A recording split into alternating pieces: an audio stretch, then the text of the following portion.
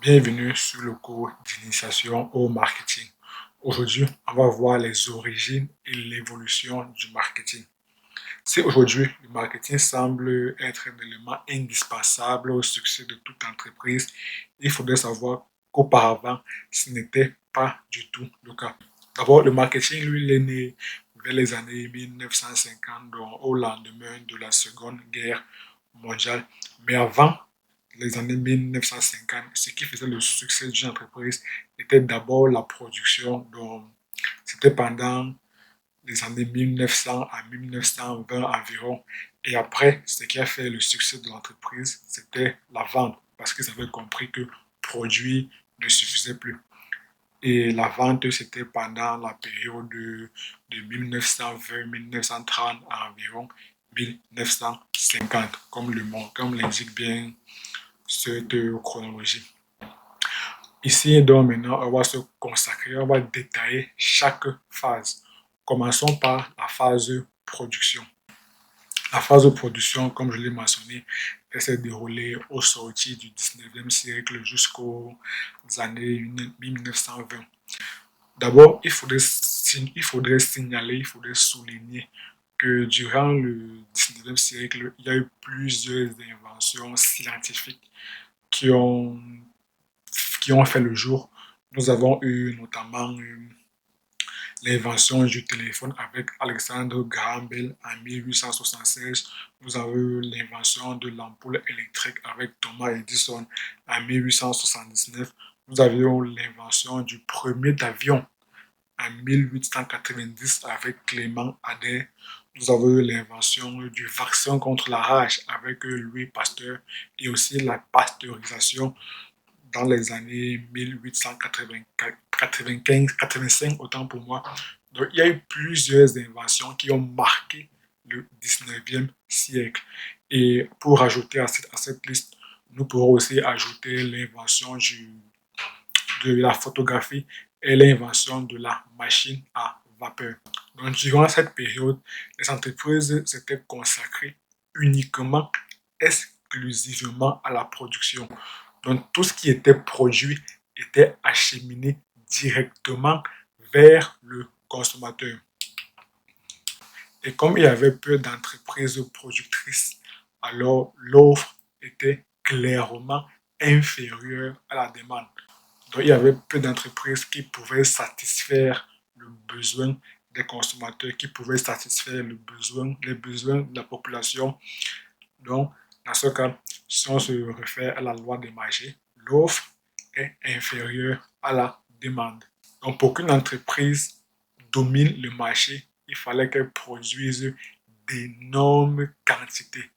C'est dans ce qu'a fait Henry Ford lorsqu'il a produit plus de 15 millions de voitures noires, toutes identiques, à près de 10 ans. Donc là, il a réussi à dominer le marché.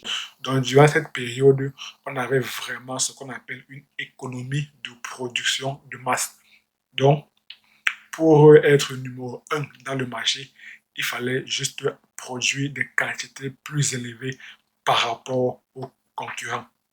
Et comme l'offre était inférieure à la demande, donc forcément, tout ce qui était produit était facilement écoulé.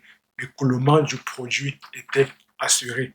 Donc, on peut dire que durant cette phase de production, notamment au sorti du 19e siècle jusqu'aux années 1920-1930, il suffisait de produire pour réussir. Il suffisait de produire pour réussir. La phase 24 à elle, elle s'est déroulée de 1920 jusqu'à environ 1950, donc notamment au lendemain de la Seconde Guerre mondiale. D'abord, vers les années 1930, donc directement au lendemain de la crise de 1929 qui a sévi aux États-Unis, on a constaté que les revenus de la population, les revenus des individus augmentaient. Et comme les revenus augmentaient, ils souhaitaient bénéficier d'une large gamme de produits un peu plus vaste, un peu plus étendue. Par conséquent, la concurrence était aussi naissante. Donc la concurrence commençait déjà à naître. Et comme ils souhaitaient bénéficier d'une vaste gamme de produits, par conséquent, la demande était aussi en constante augmentation. Un savoir produit n'était plus suffisant pour réussir, comme ce qui se faisait durant la phase de production. Savoir produire n'était plus suffisant. Maintenant, il fallait savoir vendre. Il fallait aussi éviter la surproduction. C'est donc ainsi qu'est né les circuits de distribution et aussi de nouvelles techniques de vente sont nées. Donc, au début, il faut d'abord produire, ensuite il faudrait acheminer la production vers des consommateurs et cela passe par des circuits de distribution et c'est donc ainsi que sont nés les grands magasins, les grands supermarchés, les GMS. Donc durant cette période, la période de vente, l'offre était égale à la demande, ce qui n'est plus le cas comme pendant la phase de production où l'offre était inférieure à la demande. Donc maintenant, comme les revenus des individus a augmenté, forcément, leur offre, leur demande, autant pour moi, leur demande a augmenté parce que maintenant, ils souhaitent bénéficier d'un large panel de produits. Et comme sont nés des nouveaux circuits de distribution et de nouvelles techniques de vente, maintenant, nous ne sommes plus dans une économie de production massive, dans une économie de production de masse. Nous sommes maintenant dans une économie de distribution dans laquelle il faudrait essayer de vendre ce qu'on a produit pour éviter aussi la surproduction. Donc, on produit juste le nécessaire qui va être vendu. On veut éviter la surproduction parce que ça va être considéré comme des pertes pour l'entreprise. Donc, ce qui caractérise la phase de vente, c'est que savoir produire n'est plus suffisant. Maintenant, il faut savoir vendre. Et il faut vendre ce que l'on peut produire. Comme je l'ai mentionné plus haut, il faut éviter la surproduction. Donc, il faut vendre uniquement ce que l'on peut produire. Donc, il faudrait que la production soit égale à la vente. Raison pour laquelle nous avons bien la loi du marché qui stipule l'offre égale à la demande. La phase de marketing elle s'est déroulée pendant la période de 1950 au lendemain de la Seconde Guerre mondiale jusqu'aux années 1981. Au début de cette phase, donc, au lendemain de la Seconde Guerre mondiale, vers les années 1950, on a enregistré un fort accroissement du pouvoir d'achat, dont les habitudes d'achat des individus a augmenté et le cycle de vie des différents produits il a vraiment baissé. Comme les habitudes de la population a vraiment augmenté, dans ce cas, il y a vraiment une concurrence très, très féroce. Donc les techniques de vente deviennent de plus en plus agressives, toujours dans le but de satisfaire au mieux le consommateur. Donc ainsi, dans cette phase qu'on a découvert que maintenant, c'est le client qui est roi, c'est le client qui va maintenant décider de ce qu'on va produire. Pourtant, durant les phases précédentes, on produit d'abord, ensuite on vient proposer ce qu'on a produit aux consommateurs. Maintenant, ce n'est plus le cas. On demande d'abord l'avis, on recherche d'abord les besoins du consommateur avant de produire. Donc, durant la phase ici, depuis les années 1950, depuis que le marketing est né, maintenant, on commence d'abord par s'intéresser aux besoins du consommateur avant d'essayer de produire quoi que ce soit. Donc, le processus de la phase marketing, on commence d'abord par le consommateur, on commence par ses besoins. Ensuite, quand on a identifié les besoins du consommateur, on s'en va maintenant dans la phase de production dans laquelle on va produire les biens et les services qui vont répondre aux besoins du consommateur.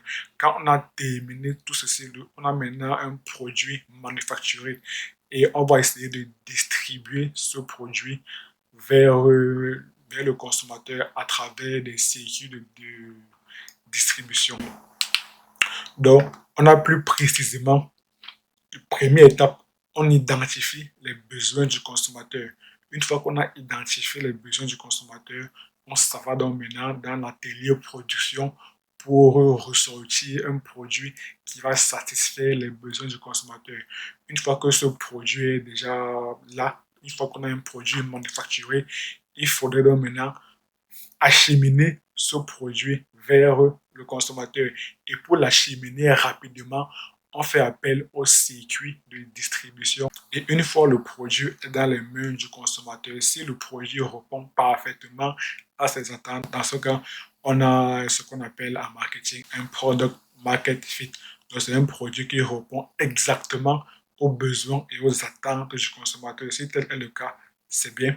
Mais si tel n'est pas le cas, le consommateur va nous faire un feedback en vue d'améliorer le produit. Donc, quand il va nous faire un feedback, là, on va recevoir un autre besoin du consommateur et on va répéter la boucle. Et les caractéristiques de cette phase de marketing, la première caractéristique, c'est que l'offre est supérieure à la demande. Donc, pour un même produit, il y a plusieurs entreprises qui vont fabriquer le même produit. Et c'est ça maintenant au client de choisir quel produit veut-il pour lui. Comme je l'ai mentionné plus tôt, dans cette phase, depuis que le marketing est né, le client est le roi. Donc le client est au centre de tout. Tout ce que les entreprises font, c'est pour essayer de répondre aux besoins du consommateur. La seconde caractéristique de la phase de marketing, c'est que nous sommes maintenant dans une économie de marché. Et comme l'offre est supérieure à la demande, pour que le client choisisse une entreprise au détriment d'une autre, il faudrait vraiment que l'entreprise-là s'est vraiment démarquée par rapport à l'autre. Donc ici, nous sommes face à une concurrence qui est très, très féroce, une concurrence qui est très, très forte. Donc, le consommateur, comme je l'ai mentionné plus tôt, le consommateur a le choix. Le consommateur est au centre de toutes les approches commerciales. Le consommateur est au centre de tout. Le consommateur ou le client est roi. Maintenant, savoir produire ne suffit plus, est largement insuffisant. Savoir vendre est insuffisant. Maintenant, il faut savoir communiquer. Communiquer pour se démarquer. Communiquer pour que le client achète plutôt notre produit au lieu du produit du concurrent. Donc maintenant, la base, c'est comment rentrer dans la tête du client pour que le client achète notre produit à nous, pour que nous fassions des bénéfices. Donc maintenant, il faut produire ce que l'on peut vendre, ce qui est différent de vendre ce qu'on a produit. Maintenant, le marketing d'aujourd'hui, il a débuté depuis les années 1981. Et le marketing d'aujourd'hui, lui, il suit toujours le même schéma. Donc, on commence toujours par le consommateur et on termine toujours par le consommateur. On commence par le consommateur pour identifier les besoins du client. Une fois qu'on a répertorié tous ces besoins, on va dans l'atelier production ou bien l'atelier fabrication pour fabriquer un produit qui va correspondre exactement à ses besoins. Une fois que le produit est déjà fabriqué, une fois que le produit est manufacturé, on se dirige vers des circuits de distribution pour acheminer rapidement le produit vers le client, vers le consommateur. Si le produit manufacturé répond aux besoins du consommateur, c'est bien. Mais si tel n'est pas le cas, le client ou le consommateur va nous faire un feedback. Et c'est à travers ce feedback qu'on va maintenant identifier les nouveaux besoins du consommateur pour répéter la boucle, pour repartir encore dans l'atelier fabrication, ressortir un produit manufacturé, aller vers les circuits de distribution pour acheminer rapidement. J'insiste bien sur le mot rapidement parce que si on tarde, le consommateur va choisir le produit du concurrent. Donc, il faudrait trouver les bons circuits de distribution pour acheminer rapidement le produit vers le consommateur. Une fois que le produit est chez le consommateur, il va encore évaluer Est-ce que ça répond à ses besoins? Si c'est oui, tant mieux. Sinon, il va encore nous refaire notre feedback, ainsi de suite, jusqu'à ce qu'on trouve un produit qui va répondre exactement aux besoins du consommateur. C'est dans ce produit-là qu'on appelle en termes marketing le product market fit. Et même de nos jours, récemment, on ne parle même plus trop de marketing. Maintenant, on parle de growth hacking marketing ou tout simplement le growth marketing.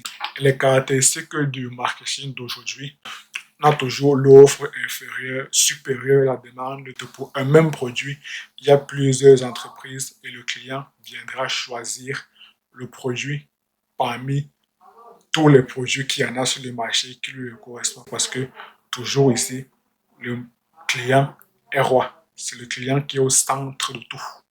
Et la particularité du marketing d'aujourd'hui, c'est que le marketing est individualisé parce que chaque client est unique et mérite donc d'être traité séparément.